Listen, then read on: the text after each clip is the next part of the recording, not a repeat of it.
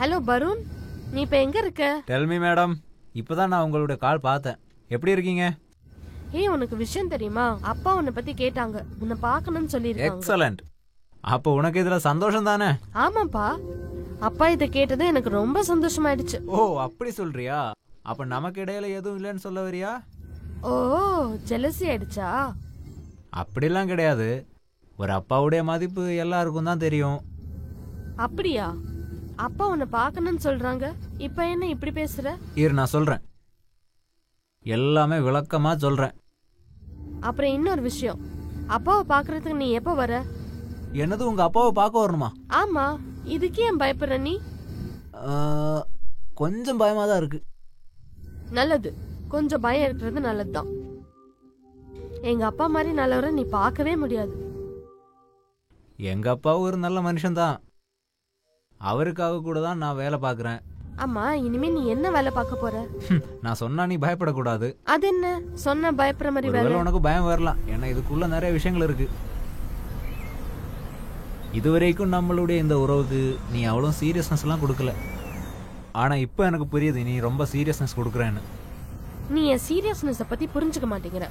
எல்லா விஷயத்தையும் ஓப்பனா நீ சொல்லணும், எதையும் மறைக்க கூடாது. அது 2000 வருஷத்துல நினைக்கிறேன். டேட்டு 23 ஜனவரி.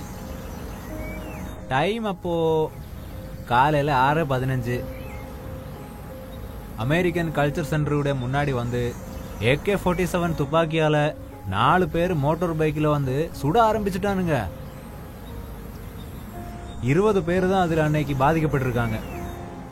அதிலே 6 பேர் இறந்து போயிட்டாங்க. 4 கான்ஸ்டபிள்ஸ், ஒரு செக்யூரிட்டி இன்சார்ஜ், அப்புறம் ஒரு சிவிலியன் கூட. இதப்படி மக்களுக்கெல்லாம் அதிகமாக தெரிகிற விஷயம் கிடையாது.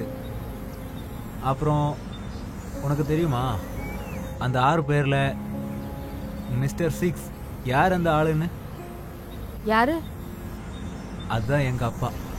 என்ன? எஸ், அது என் அப்பா. இந்த விஷயம் நடந்து 4 நாளுக்கு அப்புறம் நம்ம பக்கத்தில் இருக்கிற ஸ்டேட்டில் போலீஸ்காரங்க 2 டெரரிஸ்டுங்களை என்கவுண்டரில் சுட்டுட்டாங்க. அவங்க கொடுத்த இன்ஃபர்மேஷன் படி அங்கே இருந்த பாக்கி 2 டெரரிஸ்டுங்களுடைய ஐடென்டிட்டி கிடச்சிடுச்சு.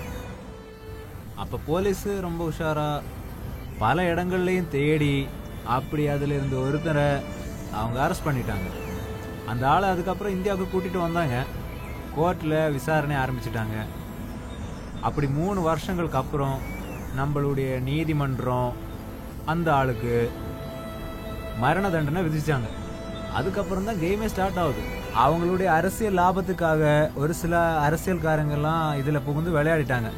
ஆமாம், அப்போ அந்த டெரரிஸ்ட் போய் ஒரு ஸ்டே ஆர்டர்லாம் வாங்கிட்டான். நம்மளுடைய நீதிமன்றம் இரக்கத்தால் ஒரு ஸ்டே கொடுத்துட்டாங்க.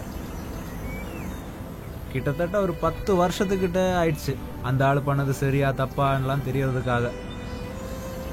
நான் என்னத்த சொல்றது, எப்பயுமே நடக்கிறது தான். எல்லாருமே இதை பத்தி மறந்துட்டாங்க. ஆனா என்னால மறக்க முடியல. நான் மெதுவா அதை பத்தின இன்ஃபர்மேஷன்ஸ் எல்லாம் கலெக்ட் பண்ண ஆரம்பிச்சேன். இந்த சம்பவத்தோட மட்டும் கிடையாது, இந்த உலகம் பூரா இருக்கிற அத்தனை டெரரிஸ்டுங்களுடையும் நிறைய இன்ஃபர்மேஷன்ஸு பொறுமையாக எனக்கு கிடைக்க ஆரம்பிச்சிடுச்சு. அதெல்லாமே நான் ஒரு நாள் கண்டிப்பாக நம்ம மக்கள் பார்க்கறதுக்காக இன்டர்நெட் வழியாவது கண்டிப்பாக வெளியிடுவேன். இவ்வளோலாம் நான் சொன்ன பிறகும் உனக்கு என்ன கல்யாணம் பண்ணணும்னு தோணுதா? என் லைஃபுடைய ஒரு பார்ட் ஆகணும்னு நீ இன்னும் விரும்புறியா? கவலைப்படாத, நான் எப்பயும் உன் கூட இருப்பேன் வாழ்க்கை முழுக்க. வா, நம்ம சீக்கிரமா போலாம், அப்பா நமக்காக காத்துட்டு இருக்காரு. வா.